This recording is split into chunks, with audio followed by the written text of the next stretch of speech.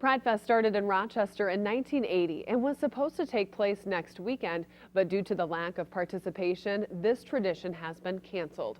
KIMT News 3's Brooke McKivergan spent her day talking with those from Pridefest and community members who were going to attend. She's live in Rochester now. Brooke.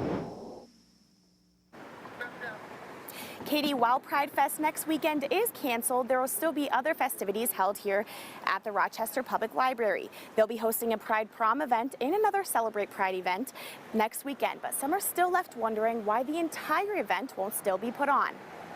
Last year we had over 60 vendors, and this year we had 22. Eric Foss is the chair of the Rochester Pride Fest and says while the community may be upset about the cancellation of the event due to a lack of volunteer participation, the community has themselves to blame. People in this community want this great, extravagant event, which who doesn't? But there's a lack of people stepping forward. And while they may be upset now, Foss has one question. There's all these people that want to step up, and it's great seeing that, but it's also a little too late. You know, it's where were you 5-6 months ago? He explains that maybe the group could have been better communicating plans, but at the end of the day, there isn't just one person to blame.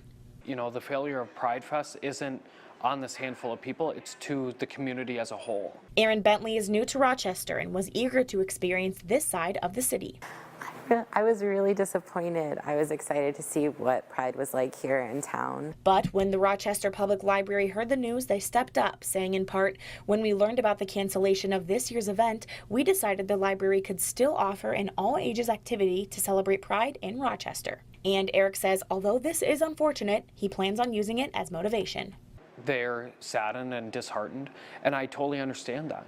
But what I think it's going to do is it's going to show people that if you want something to happen, that you have to step forward. Eric is still hopeful for the future of Pride Fest. He's holding a meeting on August 8th at 125 Live to discuss the future of the LGBTQIA+ community here in Rochester. Live in Rochester, Brooke McKivergan, KIMT News 3. Thank you, Brooke. And now there are some other Pride events going on through the weekend. Dragaganza and Pride Prom will take place on July 20th at 6:30. And as Brooke mentioned, the library will hold a Celebrate Pride event on the 21st from 10 a.m. to 12 p.m. And a Pride Story Time for children will start at 10.